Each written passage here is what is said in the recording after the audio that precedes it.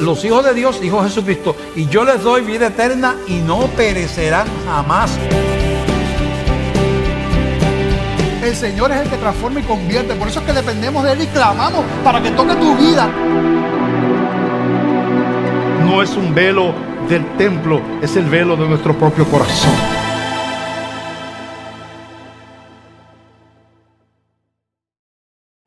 Bueno, mis amados, pues vamos al mensaje de la palabra del Señor en este día. El título del mensaje, la palabra de Dios y la homosexualidad. Y ese título, cuando preparaba el mensaje, uno piensa si poner ese título. Porque, y tú sabes que sin darnos cuenta, o sea, ninguno está exento de que el mundo y el sistema mundo va influenciando en nuestra vida. Y que uno, de alguna manera, espérate, ¿verdad? Uno tiene que ser políticamente correcto cuando habla esto, pero no. Uno tiene que ser bíblicos. Esa es la pregunta, ser bíblicos. Y claro, ya nosotros no estamos en el canal secular donde estábamos, pero si estuviéramos, usted puede estar seguro que no iban a sacar este programa. De hecho, por eso terminamos con Televisa y Univisión, porque ellos pretendían decirnos a nosotros qué tenemos que predicar, qué podemos predicar y qué no. Y nosotros no vamos a hacer eso. Nosotros, como yo les he dicho anteriormente, somos esclavos de la palabra. Y esclavos de la palabra quiere decir que nosotros no tenemos la libertad de predicar lo que nos dé la gana a nosotros, sino que nosotros tenemos que predicar lo que dice la Escritura. Y de hecho, yo quiero presentarles en este PowerPoint lo que nosotros como iglesia, ¿verdad?, creemos acerca de las Escrituras y lo que dicen nuestros artículos de fe. Y dice de la siguiente manera, en el punto A, las Escrituras: la Santa Biblia fue escrita por hombres divinamente inspirados y es el registro de la revelación que Dios hace de sí mismo al hombre. Es un perfecto tesoro de instrucción divina. Su fin es la salvación y su asunto es la verdad sin ninguna mezcla de error. Revela los principios por los cuales Dios nos juzga y por lo tanto es y será hasta el fin del mundo el verdadero centro de la unión cristiana y la suprema norma por la cual toda conducta humana, credos y opiniones religiosas deberán ser juzgados. Nuestra iglesia no reconoce otra autoridad revelada que no sean las Escrituras y solamente ellas. Aleluya. Nada va a estar por encima de la Escritura, de la palabra de Dios. Ni un ángel que se pare aquí, nadie está por encima. Creemos, como hemos repetido muchas veces, que la palabra de Dios, la Biblia, es la única norma de fe y conducta de los creyentes. Eso es lo que cree esta iglesia. Muchos lamentablemente han claudicado, pero nosotros estamos ahí en la palabra. Y nos preguntamos, ¿debe la iglesia callar ante lo que está mal? ¿Debe la iglesia, no puede hablar de aquello que es pecado, que la Biblia condena? ¿No podemos hacer eso? Tenemos que quedarnos aquí encerrados en estas cuatro paredes, pero el mundo no puede saber eso. ¿Es eso lo que dice la Escritura? En 1 de Pedro 3, 14 y 15 la Escritura dice: mas también si alguna cosa padecéis por causa de la justicia, bienaventurados sois. Por tanto, no os amedrentéis por temor de ellos, ni os conturbéis. Antes de este versículo dice: ¿qué mal nos pueden hacer a nosotros? ¿Qué mal le pueden hacer a la iglesia? Y dice: no te amedrentes por temor de ellos. Pero en el versículo 15 dice: sino santificad a Dios en vuestros corazones, glorifiquen a Dios en sus corazones y estad siempre preparados, mira lo que dice la escritura, para presentar defensa con mansedumbre y reverencia ante todo el que os demande razón de la esperanza que hay en ustedes, que hay en vosotros. Así que la Escritura es clara en que nosotros tenemos que estar preparados para presentar defensa. Cuando dice defensa, implica ya obviamente que estamos en posiciones antagónicas. Presenta defensa. Ahora, también nos dice ahí con mansedumbre y reverencia, que también nos muestra la Escritura cómo debemos hacerlo. En Judas 1:3, verá lo que dice la palabra. Dice, amados, por la gran solicitud que tenía de escribiros acerca de nuestra común salvación, me ha sido necesario escribiros exhortándoos que contendáis ardientemente por la fe que ha sido una vez dada a los santos. Y en el contexto de ese libro de Judas, esa carta en el Nuevo Testamento, que tiene un solo capítulo, tiene mucho que ver con aquello que implica la sexualidad fuera del orden de Dios, del diseño del Señor. Así que el mundo se ha alejado de lo que la Escritura dice. ¿Qué vamos a hacer nosotros? ¿Qué nos dice la palabra? Bueno, ya han visto lo que dice. Tienes que, ¿verdad? Tú estar preparado, no te puedes amedrentar, tienes que decir la verdad. Mira cómo lo dice el apóstol Pablo hablándole a Timoteo también. En 2 de Timoteo 2, 24 al 26. Mira cómo lo dice la Escritura a la iglesia. Porque este mensaje no solamente es presentar la verdad con relación a la homosexualidad y lo que la Escritura tiene que decir de la palabra, sino que nosotros como creyentes estar preparados y entender nuestra responsabilidad en medio de este mundo. Así que no solamente el mensaje es para aquellos que están viviendo en ese pecado, sino para nosotros como iglesia también, que nosotros tenemos que hacer. Porque una de las cosas que el mundo dice y grita muchas veces con relación a este tema, cuando se habla de la homosexualidad, es que la Biblia no habla de eso, que el Nuevo Testamento no habla de eso, ¿no? Que es amor solamente, o sea, toman una parte de la Escritura. Hemos hablado anteriormente de eso, pero es lo que el mundo dice. Y mucha gente se lo cree porque no conoce la Escritura. Y mucha gente piensa que la Biblia, en efecto, aparte de lo que decía el Antiguo Testamento por allá en el Pentateuco y que si esto, que si lo otro, pues ahora el Nuevo Testamento no habla realmente de la homosexualidad. Hay gente que dice eso y se lo cree. Y que entonces este mensaje solamente es de gente que es homofóbica, gente que odia, ¿verdad?, a los homosexuales, que está persiguiendo de alguna manera porque somos unos fundamentalistas y no amamos a la gente. Nada más lejos de la verdad. Y mucho menos que la Biblia no habla de esto.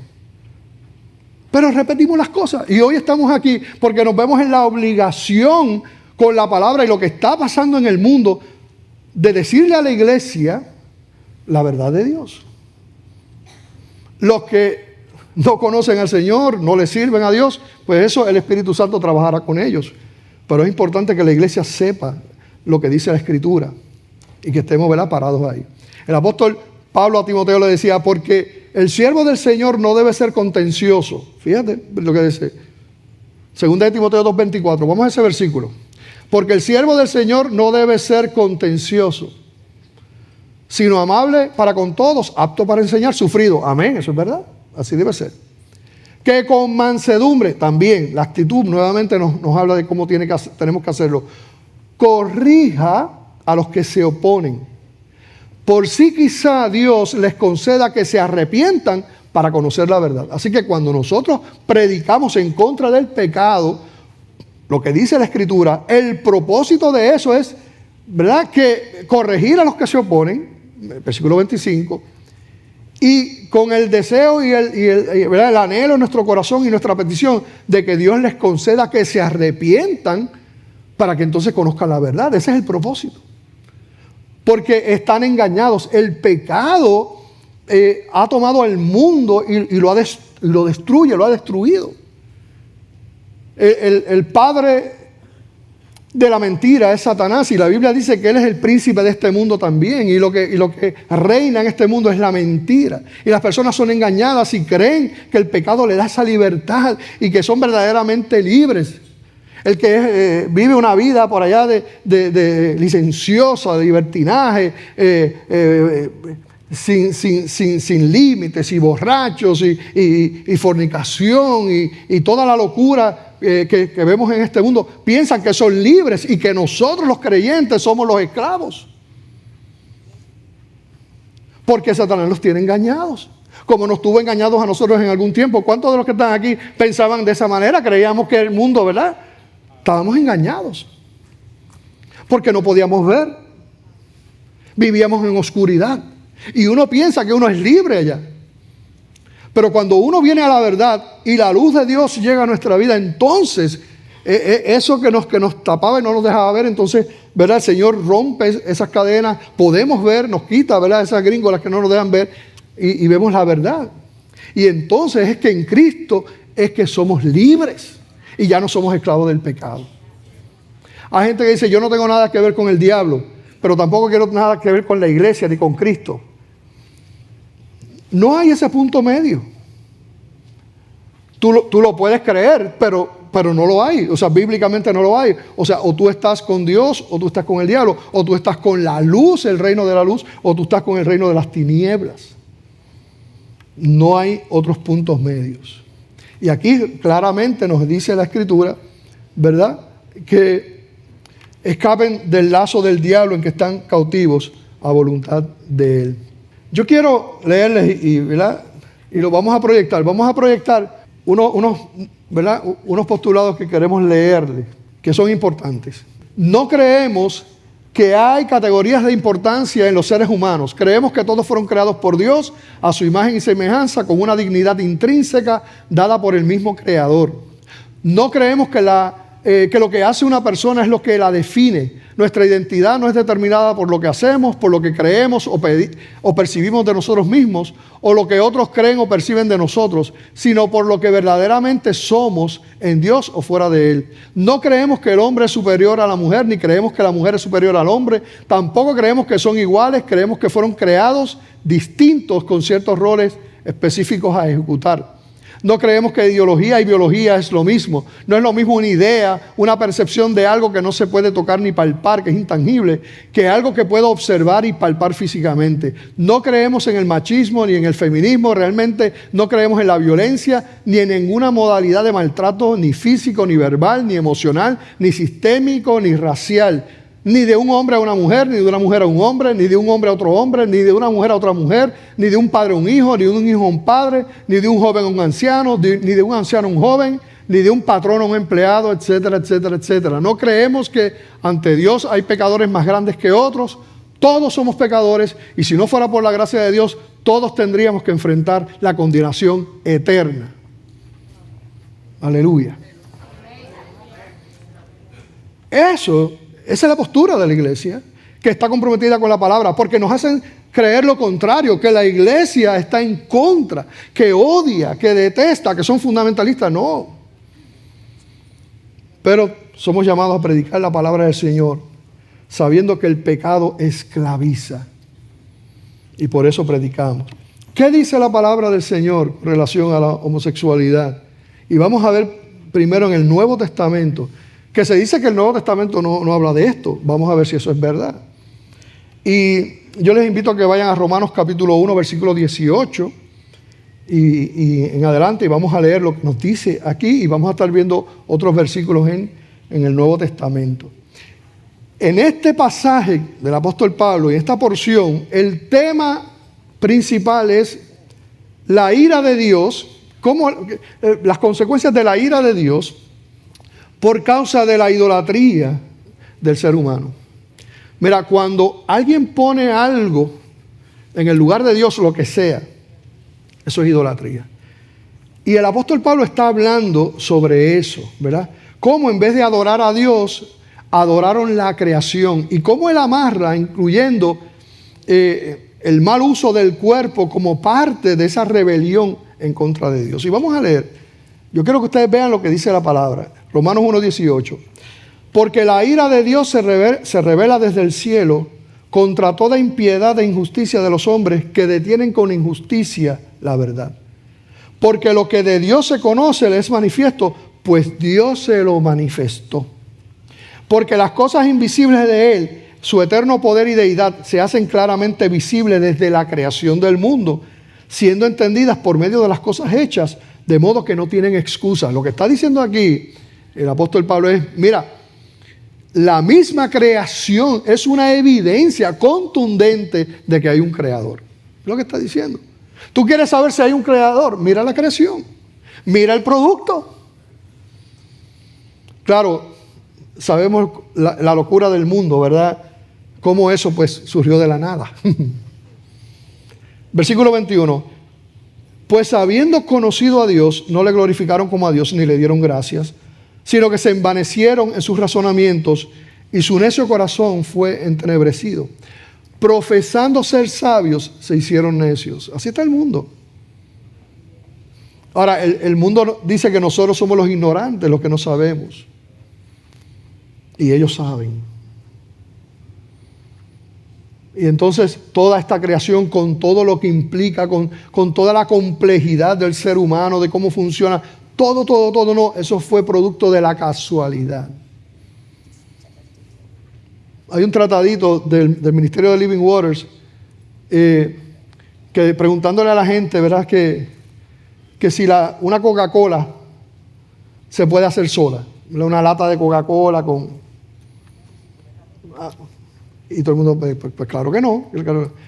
Ahora, dicen eso. Ahora, la creación, todo el ser humano, todo lo que hay, todas las especies, no, eso es producto de una explosión. Eso sí es casualidad. Ahora, una Coca-Cola no se puede hacer a sí misma. Obviamente necesita un diseño. Profesando ser sabios se hicieron necios. Romanos 1:23. Y cambiaron la gloria del Dios incorruptible en semejanza de imagen de hombre corruptible, de aves, de cuadrúpedos y de reptiles. Entonces te habla ahí de cómo siguieron imágenes también y lo toca el pasaje. Pero mira las consecuencias y las implicaciones, ¿verdad? De lo que dice aquí la Escritura. Romanos 1:24. Por lo cual también Dios los entregó a la inmundicia. O sea, todos esos que le dieron la espalda a Dios, al diseño de Dios, que se entenebrecieron en sus razonamientos. Dice, Dios los entregó a la inmundicia, a las concupiscencias de sus corazones. En la concupiscencia de sus corazones, concupiscencia es esos deseos carnales, de maldad, ¿verdad? Contrarios al Señor. De modo que deshonraron, y ahí es que vamos a empezar a ver, deshonraron entre sí sus propios cuerpos, ya que cambiaron la verdad de Dios por la mentira, honrando y dando culto a las criaturas antes que al Creador, el cual es bendito por los siglos. Amén. Por esto Dios los entregó a pasiones vergonzosas, pues aún sus mujeres cambiaron el uso natural por el que es contra naturaleza. Y vamos a ver de qué se refiere eso. Y de igual modo también los hombres, dejando el uso natural de la mujer, y de ahí te va explicando, se encendieron en su lascivia, que tiene que ver, ¿verdad? con toda esta lujuria, todo sexo fuera del orden de Dios, ¿verdad? Degenerado, ¿verdad? Fuera del diseño de Dios. Se encendieron en sus lascivias unos con otros, cometiendo hechos vergonzosos, hombres con hombres, y recibiendo en sí mismos la retribución debida a su extravío. Lo dice ahí la palabra. Así que eso que dicen, que usted ha escuchado, que la Biblia no habla de esto, que esos son unos versículos de por allá, por el Antiguo Testamento, eso no es cierto. El Nuevo Testamento habla explícitamente del tema de la homosexualidad, del pecado de la homosexualidad. Romanos 1:28 dice, y como ellos no probaron tener en cuenta a Dios, Dios los entregó una mente reprobada para hacer cosas que no convienen, estando atestados de toda injusticia, fornicación, perversidad, avaricia, maldad, llenos de envidia, homicidios, contiendas, engaños y malignidades, murmuradores, detractores, aborrecedores de Dios, injuriosos, soberbios, altivos, inventores de males, desobedientes a los padres, necios, desleales, sin afecto natural, implacables, sin misericordia, quienes habiendo entendido el juicio de Dios, que los que practican tales cosas son dignos de muerte, no solo las hacen, sino que también se complacen con los que las practican. Y aquí nos deja claro la Escritura, claro, pero el único pecado que hay es el homosexualismo. No hay una lista aquí de pecados. No estamos hablando de eso, de que sea el único pecado, que no. Hay muchos pecados, sin duda. Pero estamos viendo el tema específicamente, que de hecho la Escritura le da un énfasis a ese tema de la sexualidad fuera del diseño de Dios. Y dentro de eso, que es muchas cosas, estamos hablando hoy del tema específico de la homosexualidad ante la palabra de Dios. También le habla a los corintios. Y en 1 Corintios 6, 9 al 11, mira lo que dice la Escritura. Esto es otro libro en el Nuevo Testamento. ¿No sabéis que los injustos no heredarán el reino de Dios? No erréis, ni los fornicarios, que ya esa palabra tiene que ver con todo lo que es una sexualidad fuera del orden de Dios, ni los idólatras, ni los adúlteros, que también está relacionado, ni los afeminados, ni los que se echan con varones. Y mira, ahí es interesante este texto, porque vemos que separa una de las cosas, no es lo mismo necesariamente. Te está diciendo aquí los que se echan con varones, obviamente que practican la sodomía, pero entonces te diferencia de los afeminados también. Porque es que en el diseño de Dios, vamos a Génesis, en el diseño de Dios, ¿qué pasó? Dios creó al hombre y a la mujer. Y Él les dio unos roles al hombre y a la mujer. Y hizo perfecto esa relación entre un hombre y una mujer que se complementan perfectamente para que se amen, para procrear entre un hombre y una mujer. Pero aquí vemos, entonces dice, no solamente eso, sino que el hombre tiene que pensar como hombre, caminar como hombre, ser un hombre, verse como un hombre, y la mujer tiene lo mismo. Así que no solamente lo que implica el homosexualismo, ¿verdad? Cuando hablamos de la sexualidad, ¿verdad? Del acto sexual, sino que también vemos aquí que inclusive la palabra de Dios condena, el hombre que camine como una mujer, ¿verdad? Dice aquí los afeminados, es condenado en la Escritura. Ni los ladrones, ni los avaros, ni los borrachos, ni los maldicientes, ni los estafadores heredarán el reino de Dios. Y nuevamente hablamos, mira, hay muchos pecados, todos éramos pecadores. Aquí no es un asunto de quién es bueno y quién es malo. Nosotros no podemos mirar a nadie por encima del hombro, porque todos somos pecadores, ¿sí o no? Todos hemos llegado con nuestro pecado. Y delante de Dios no hay un pecado que sea mayor que el otro. No. Somos pecadores igualmente. Y de hecho, mira qué maravilloso lo que dice el versículo 11 después de estos versículos. Dice, y esto erais algunos, mas ya habéis sido lavados, ya habéis sido santificados, ya habéis sido justificados en el nombre del Señor Jesús y por el Espíritu de nuestro Dios, aleluya. El apóstol Pablo dando testimonio de allí, de toda esta gente, de todos estos pecados terribles que habían allí, incluyendo afeminados, incluyendo el homosexualismo, pero qué maravilloso lo que dice el versículo 11. Estos eran algunos, pero ya han sido lavados. Porque hay esperanza en el Señor. El mensaje que estamos diciendo aquí es claro. Es un mensaje de condenación. ¿Tú sabes cuándo? Cuando tú decides rechazar el mensaje. Cuando tú decides rechazar la verdad. Cuando tú decides darle la espalda a Dios y escoges el pecado como estilo de vida y quieres caminar ahí, pues el mensaje se convierte en una de condenación.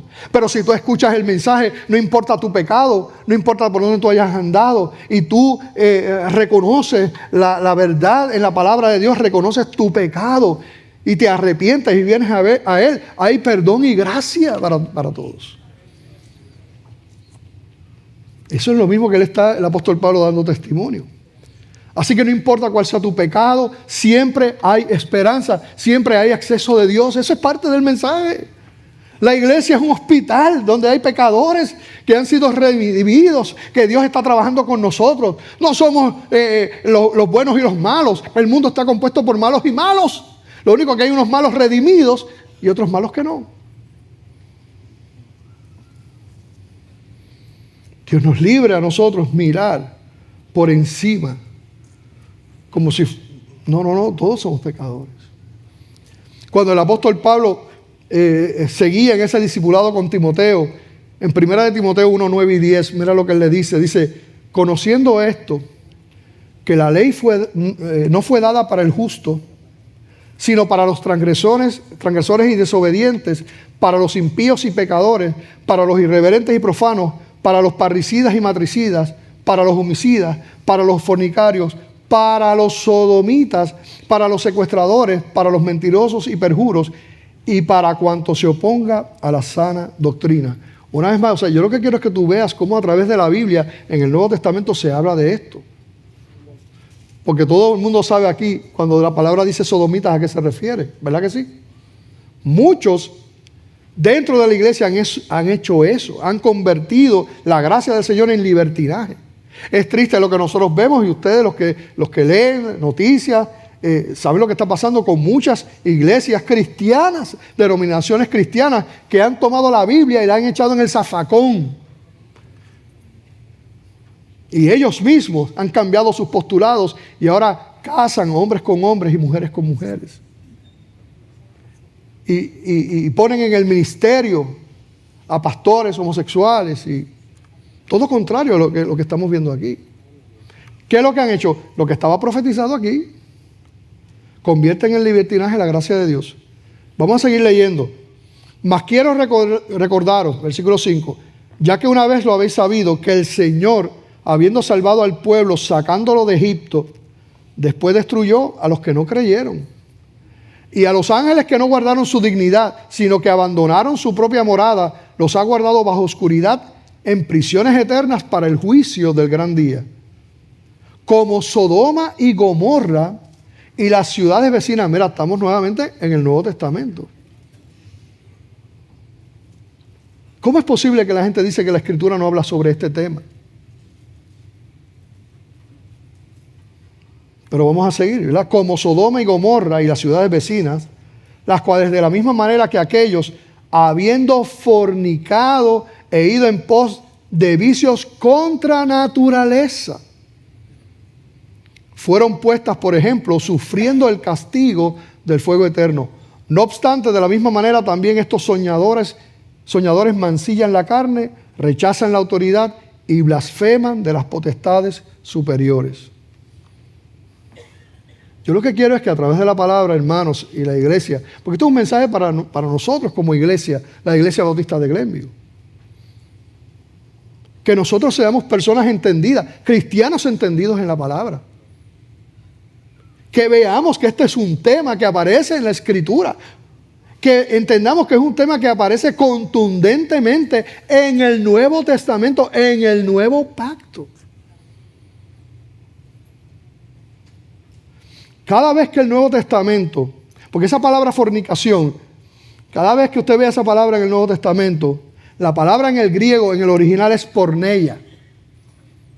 Donde quiera que usted vea la palabra fornicación, es la palabra porneia en el Nuevo Testamento. Esa palabra porneia es de donde sale la palabra porno, la palabra pornografía, viene de esa misma raíz.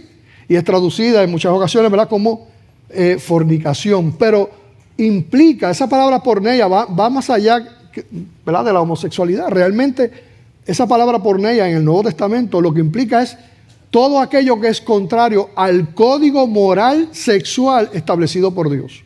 Cuando Cristo está hablando en Mateo acerca del adulterio, ¿verdad?, y del divorcio y todo eso, que él habla que por causa de fornicación está utilizando esa palabra porneia. Así que eso recoge no solamente el asunto, ¿verdad?, del homosexualismo, sino todo aquello que es desvirtuado, como relaciones fuera del matrimonio, la relación sexual de solteros, la homosexualidad, el lesbianismo, el adulterio, la pedofilia, el bestialismo, la pornografía. Todo eso es recogido en esa palabra porneia, porque lo que implica es que es contrario, todo lo que sea contrario al diseño de Dios. ¿Cuál es el diseño de Dios para el sexo? Un hombre, una mujer, y se unen en santo matrimonio, y el sexo fue creado por Dios, no es un invento del diablo. Dios crea el sexo para procreación, pero también para que disfruten también. Porque el sexo, que es creación de Dios, es bueno. ¿Cuántos aquí casados que están en matrimonio pueden decir que el sexo es bueno? Vamos, levanten la mano. Levanten la mano. Lo mismo pasó en el mismo. Tímido. ¿Es bueno o no es bueno el sexo en el matrimonio? El diseño del Señor es bueno. Es bueno. Es más bueno, es poco. En el matrimonio. En el matrimonio. Y los que de alguna manera experimentaron el sexo fuera del matrimonio antes, saben que hay una diferencia. Saben que hay una gran diferencia cuando tú cuentas con la aprobación de Dios. Pero es bueno.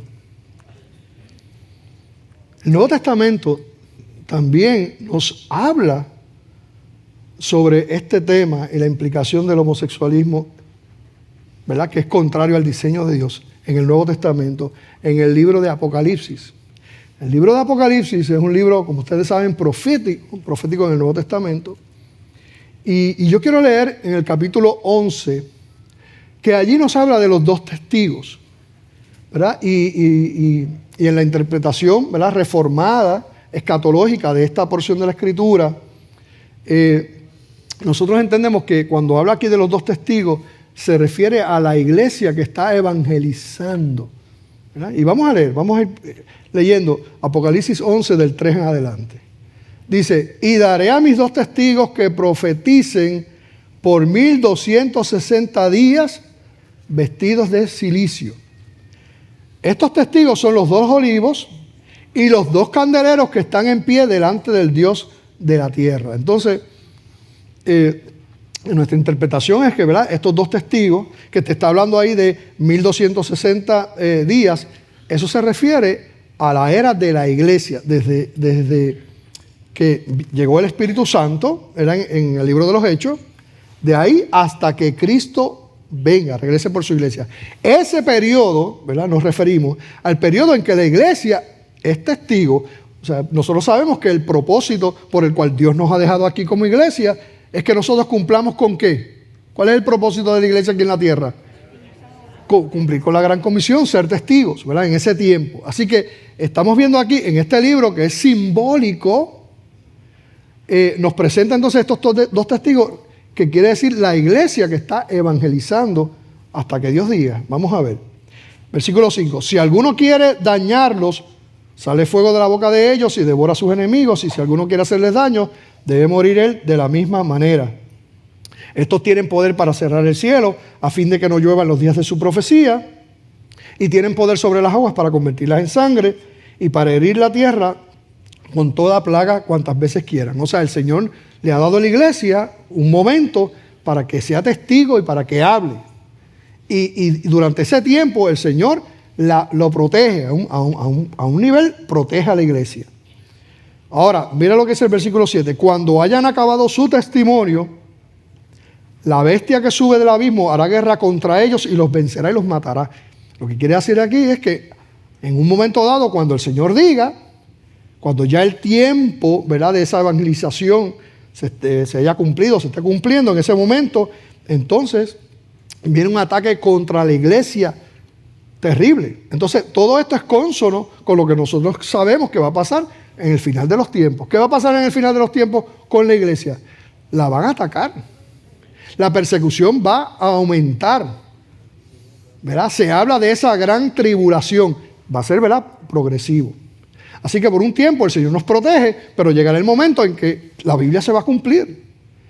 Y ahí ya habrá acabado el testimonio y van a atacar la iglesia. Mira lo que dice el versículo 8, ¿verdad? Porque dice el versículo 7 que los vencerá y los matará, refiriéndose a los dos testigos que representan a la iglesia. Y sus cadáveres estarán en la plaza de la gran ciudad, de la grande ciudad, que en sentido espiritual se llama, y mira el nombre que le da. Esto es una profecía de los tiempos finales, escrita por el apóstol Juan en la isla de Patmos en el primer siglo. Y han pasado casi 2000 años, ¿verdad? Y mira, mira lo que dice aquí, que en esa ciudad, en sentido espiritual, se llama Sodoma y Egipto. ¿Qué representa Sodoma y Egipto? ¿Qué representa Sodoma y Egipto?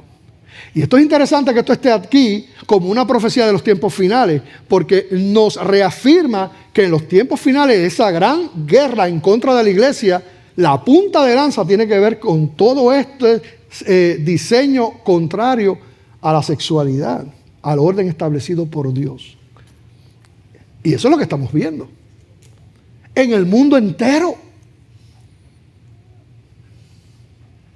Y mira cómo le llama aquí, Sodoma y Egipto, donde también nuestro Señor fue crucificado. Pero mira la imagen de las profecías de lo que viene.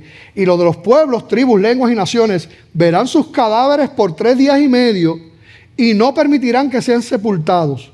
Y los moradores de la tierra se regocijarán entre ellos y se alegrarán. O sea, se regocijan porque la iglesia la han matado. Ellos creen que han vencido en ese momento, que Dios ha permitido que eso ocurra. Y ellos están regocijándose, ¿verdad? Dice, y los moradores, versículo 10, y los moradores de la tierra se regocijarán sobre ellos y se alegrarán. Y mira lo que harán. Y se enviarán regalos unos a otros. Porque estos 2 profetas, mira la palabra que entonces utiliza aquí, estos 2 profetas habían atormentado a los moradores de la tierra. ¿Por qué estos testigos que representan a la iglesia atormentaban a los moradores de la tierra? ¿Por qué? Porque su mensaje era un mensaje antagónico al mundo. Si la iglesia dice peace and love and marihuana, no va a tener problema. Pero cuando la iglesia, nosotros siendo esclavos de la palabra, decimos lo que la palabra dice, al mundo no le va a gustar. Y la palabra muestra aquí a la iglesia verdadera, a esos 2 testigos que estaban haciendo el trabajo que tenían que hacer. Y esos 2 testigos que hacían el trabajo que tenían que hacer atormentaban a los moradores de la tierra, porque su mensaje era un mensaje que los condenaba. ¿Están conmigo? ¿Ustedes ven lo que dice la palabra de Dios?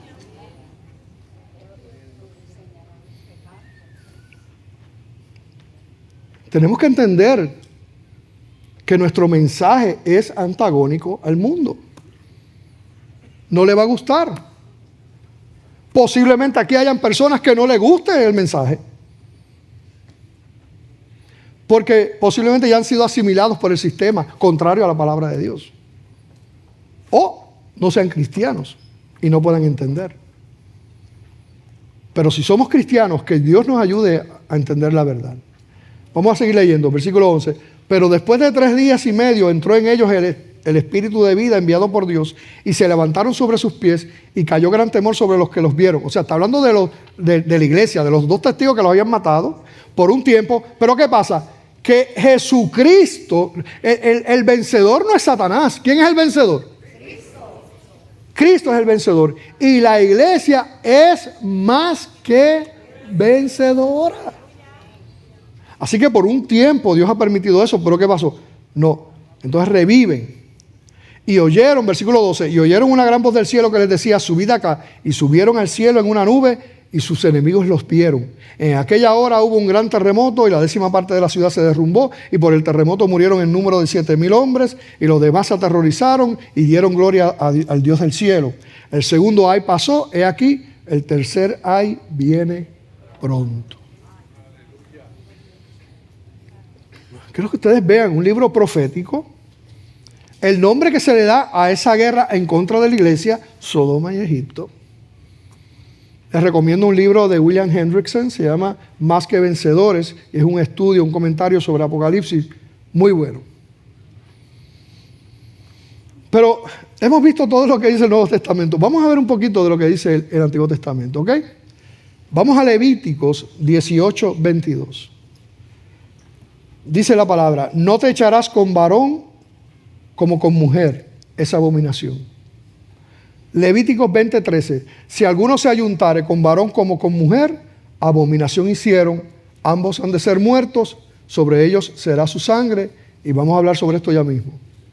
Primera de Reyes 14, 24. Hubo también sodomitas en la tierra, e hicieron conforme a todas las abominaciones de las naciones que Jehová había echado delante de los hijos de Israel. Deuteronomio 22:5 dice, no vestirá la mujer traje de hombre, ni el hombre vestirá ropa de mujer, porque abominación es a Jehová tu Dios cualquiera que hace que esto hace. El mundo dice que la Biblia no dice lo que dice y tuercen los versículos. Hay ahora unos nuevos engañadores que se llaman revisionistas para decir que la Biblia no dice lo que dice. Tristemente hablando, no hay peor ciego que el que no quiera ver. Porque escucha bien estas aseveraciones. Nadie puede vivir en pecado y vivir feliz. Nadie puede vivir en pecado y sentirse limpio. Nadie puede vivir en pecado y agradar a Dios. Nadie puede vivir en pecado y estar libre. Nadie. La pornografía, que mucha gente dice, ay no, pero esto no le hace daño a nadie. Yo estoy con mi computadora, escondidito en mi cuarto y nadie le hace daño. Esto soy yo y la computadora y la pornografía. O me meto en el baño y veo pornografía. Esto no le hace daño a nadie. Y se minimiza el pecado. Y eso es lo que Satanás quiere hacerte creer a ti. De verdad se minimiza el pecado. La industria de la pornografía es la industria que genera más dinero en el mundo. Pero millones y billones de dólares. Y para que eso ocurra, tú no sabes, está la trata humana, usted no sabe cuántas niñas fueron, las raptaron y las venden los niños. Y todo eso subsidia esa industria de la pornografía, que tú te crees que no le hace daño a nadie, estás metido en tu cuarto allí disfrutando de la pornografía. El pecado destruye. Ríete si te da la gana de lo que yo estoy diciendo. Dime que yo estoy loco, no me importa. Yo le creo a Dios y le creo a la palabra. Pero el pecado destruye. Destruye las vidas, destruye las familias. No es un juego. Antes, en el Antiguo Testamento se categorizaban las leyes en 3 categorías. La civil, la sacerdotal y la moral. Son distintas. Distintas leyes dentro de eso, ¿verdad? Lo que encontramos en el Antiguo Testamento. Las leyes civiles deben ser entendidas en el contexto de una teocracia o el gobierno de Dios. En aquel tiempo, el pueblo, lo que vivía en una teocracia, o sea, Dios mismo, ¿verdad?, gobernaba a través de los profetas, y es verdad que habían reyes, pero todo el sistema estaba bajo, ¿verdad?, lo que las escrituras decían, y vivían de esa manera. Esas son las leyes civiles. Y eran aplicados a esa teocracia. Nosotros no vivimos en una teocracia ahora. Están las leyes sacerdotales. Todas aquellas leyes que tratan con los sacerdotes, ¿verdad? El sacerdocio levítico, el arónico. Que eso tampoco está vigente ahora porque aquellas leyes sacerdotales eran sombra de lo que había de venir. Eran sombra del sacerdote. ¿Quién es el sacerdote? El sumo sacerdote en el Nuevo Pacto, en el Nuevo Testamento. Jesucristo. Ya Jesucristo vino. Así que aquellas leyes que eran sombra de lo que había de venir, ya no están válidas porque vino el sumo sacerdote que es Cristo. Ya nosotros no necesitamos, por ejemplo, un sacerdote para llegar a Dios. ¿Verdad que no? La palabra dice en Hebreos capítulo 4 que nosotros tenemos acceso directo al Padre. ¿Por medio de quién? De Jesucristo. Así que ni las leyes civiles de un gobierno teocrático, ni las leyes sacerdotales nos aplican a nosotros. Ahora, las leyes morales del antiguo pacto, del Antiguo Testamento, siguen vigentes. Porque esas leyes morales lo que reflejan es el carácter de Dios, los atributos de Dios, que Él es santo. Y como el Señor no cambia, esas leyes morales que reflejan su carácter, ¿qué pasa? Nunca cambian. Y siguen vigentes hoy día. Por eso es que, por ejemplo, el Nuevo Testamento condena el homosexualismo y otros pecados, ¿verdad? Porque ciertamente son pecados, nos los muestra la Escritura. Sin embargo, ¿qué pasa? Ya la condenación de muerte no está asociada, porque la condenación de muerte era parte del sistema de las leyes civiles del Antiguo Pacto, que no nos aplican a nosotros, pero sí la ley moral. ¿Por qué hablamos de estos temas? Quiero leer unos versículos rapiditos para que ustedes entiendan lo que yo como pastor vengo obligado a hacer, pero tú como cristiano también. Lo único que, pues yo, desde un púlpito, pero tú, desde donde quiera que te encuentres. Mira lo que dice Ezequiel 3, 18 y 19. Dice, cuando yo dijere al impío, de cierto morirás. Está hablando Dios. Y tú no le amonestares ni le hablares, para que el impío sea apercibido de su mal camino a fin de que viva. El impío morirá por su maldad, pero su sangre demandaré de tu mano, porque tú te quedaste callado. Pero si tú amonestares al impío y él no se convirtiera de su impiedad y de su mal camino, él morirá por su maldad, pero tú habrás librado tu alma. Qué triste esos pastores que han hecho todo lo contrario a lo que dice la palabra. No somos homofóbicos. Esto no quiere decir que somos homofóbicos, que no amamos al pecador. La Biblia dice que el cristiano que no ama a su prójimo, ¿tú sabes qué dice la Biblia? No es cristiano.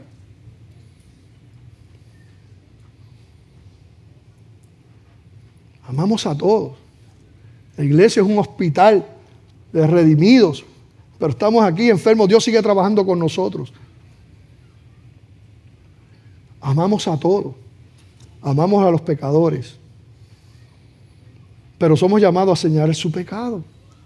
Porque es que, mira, si alguien no deja el pecado, no puede ser libre. No, yo vengo a Cristo, pero yo sigo viviendo mi vida de pecado. No, ni eres libre, ni puedes cumplir lo que Dios dice. Pero mira qué hermosa la buena noticia. Isaías 55, 6 y 7.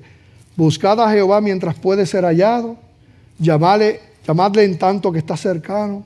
Deje el impío su camino y el hombre inicuo sus pensamientos y vuélvase a Jehová, el cual tendrá de él misericordia, y al Dios nuestro, el cual será amplio en perdonar. Aleluya. Ezequiel 33, 11. Diles, vivo yo, dice Jehová el Señor, que no quiero la muerte del impío, sino que se vuelva el impío de su camino y que viva. Volveos de vuestros malos caminos. ¿Por qué moriréis, oh casa de Israel? En el Nuevo Testamento lo dice de la siguiente manera en Hechos 3:19. Así que arrepentíos y convertíos, para que sean borrados vuestros pecados, para que vengan de la presencia del Señor tiempos de refrigerio. Aleluya. ¿Cuántos de los que están aquí han encontrado tiempos de refrigerio? Aleluya. Éramos pecadores, estábamos lejos de Dios, pero Dios no vino a buscar sanos. Dios vino a buscar lo enfermo, lo perdido. Extendió esos brazos. Y dijo, ven. Ven. El enemigo lo que quiere es hacerte creer que tú puedes ser libre en el pecado. Todas las estadísticas, mira, de depresión, de suicidio, de problemas en una relación que convive. Todas esas estadísticas se multiplican exponencialmente cuando se refieren, en vez de una relación heterosexual, cuando se refiere a una relación homosexual, entre un hombre y otro hombre, entre una mujer y una mujer. Esas estadísticas se disparan.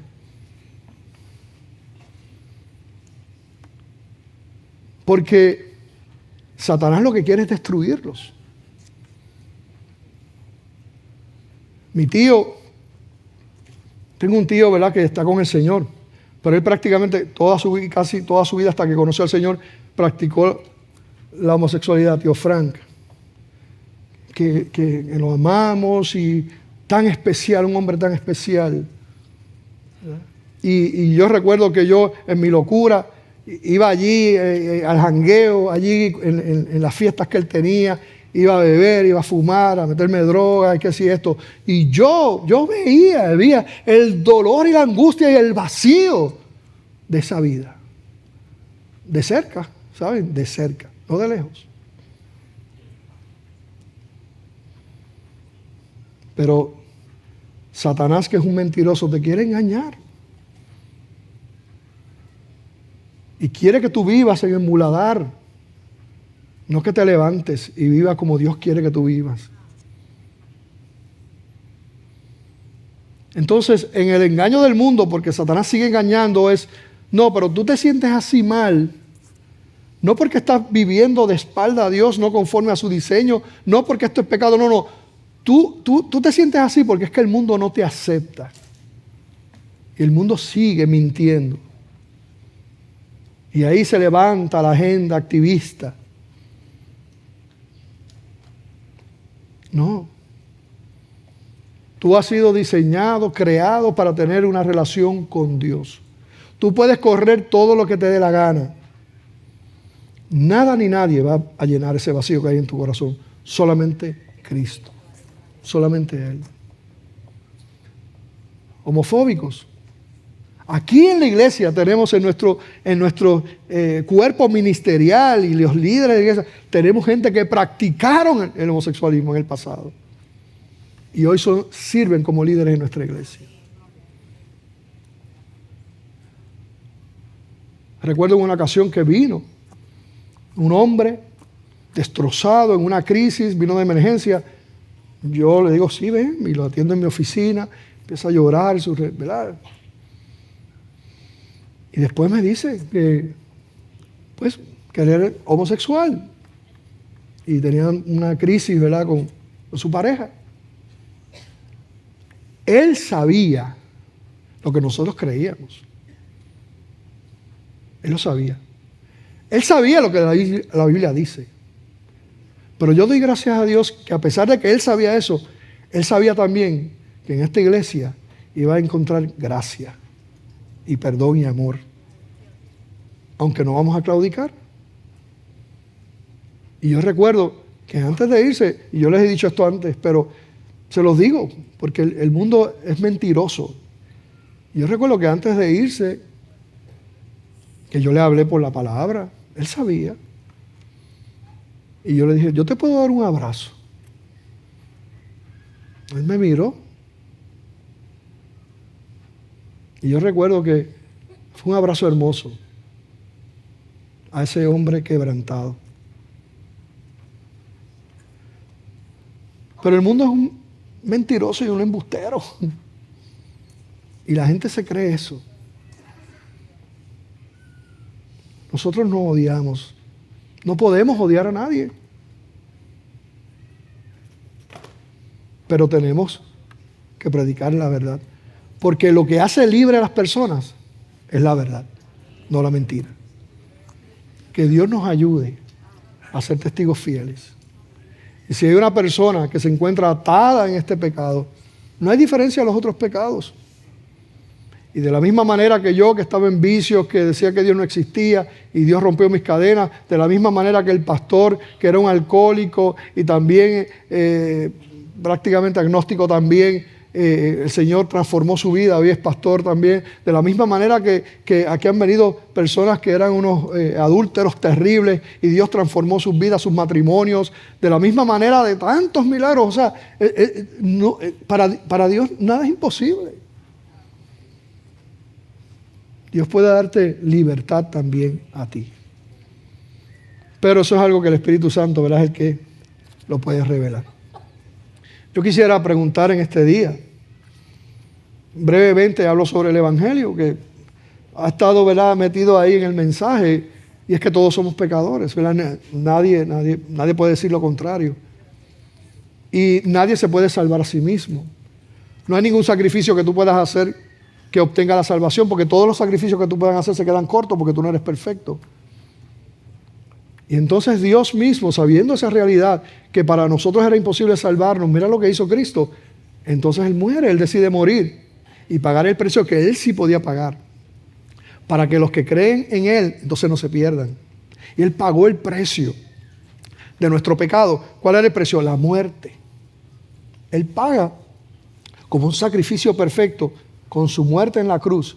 Pero no solo eso, sino que la muerte no lo pudo retener, sino que Él resucitó y venció a la muerte. Así que yo pregunto si hay alguien que hoy toma esa decisión, reconociendo que es pecador, es pecadora. Porque la Biblia dice que, ¿verdad?, debemos reconocerlo a Él públicamente, que confesemos a Él delante de los hombres. Así que si tú quieres entregar tu vida al Señor, pedirle perdón, yo te pido que tú levantes tu mano. Si el Espíritu Santo te ha mostrado, Dios te bendiga, Dios te ama. Puedes bajar tu mano. ¿Habrá alguien más? Eres especial para el Señor.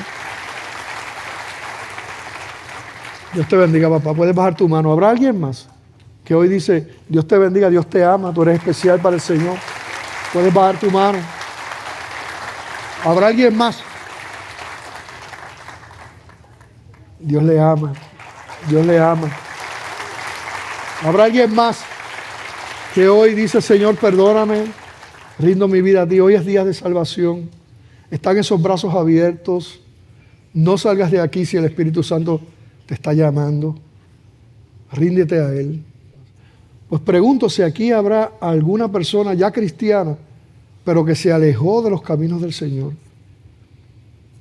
y hoy regresa a casa. Dios te bendiga, Dios te ama, Dios te bendiga. ¿Alguien más? ¿Alguien más? Aleluya. Dios le bendiga, Dios le bendiga. Damos un aplauso al Rey de Gloria. ¿Habrá alguien más que regresa a casa? Que se reconcilia con el Señor, reconcilia su vida con Él. ¿Alguien más? Levanta su mano. Hoy es día de salvación, hoy es día de reconciliación. Pues yo le voy a pedir a los que levantaron su mano que se paren aquí mirando hacia acá. Todos los que levantaron la mano, por favor, pónganse porque queremos orar por ustedes. No se quede ninguno. Dios te bendiga, Dios te bendiga. Puede pasar por aquí. Usted también, Dios le bendiga. Los que reconciliaron su vida al Señor. Vamos a darle ese aplauso fuerte al Señor. Si tú no levantaste la mano, pero quieres pasar aquí al frente, pasa. Pasa. Dios te bendiga, Dios los bendiga, Dios le bendiga. ¿Alguien más? Pasen. Extiendan sus manos hacia ellos, vamos a orar por ellos. Padre, te damos gracias por estas vidas. Tú conoces, Señor, la decisión que están tomando. Te damos gracias. Gracias por lo que están entregando su vida a ti. Primera vez, Señor, ahí rindiendo sus vidas. Pero gracias también, Señor, por esos hijos, Señor, hijas que se alejaron y hoy dicen, aquí estoy, Señor. Padre, gracias por ellos, Padre. Bendícelos, Dios mío, dirígelos, guíalos, guárdalos, Señor. Prospera esta profesión de fe que hacen en este día, Padre amado. Si podemos ayudarles, Señor, en su camino, permítenos también ayudarles, Señor. Tú conoces cada lucha, Señor. La vida no es fácil. Tú no los dijiste. Te pido por ellos, por sus sueños, sus anhelos, sus luchas. Guárdalos, Señor. En el nombre de Jesús. Amén y amén. Le vamos a pedir que pasen por aquí. Le queremos compartir con ustedes algo por aquí. Un aplauso para ellos. Aleluya. Dios los bendiga. ¡Qué bendición! Más fuerte ese aplauso. No se oye. Más fuerte ese aplauso.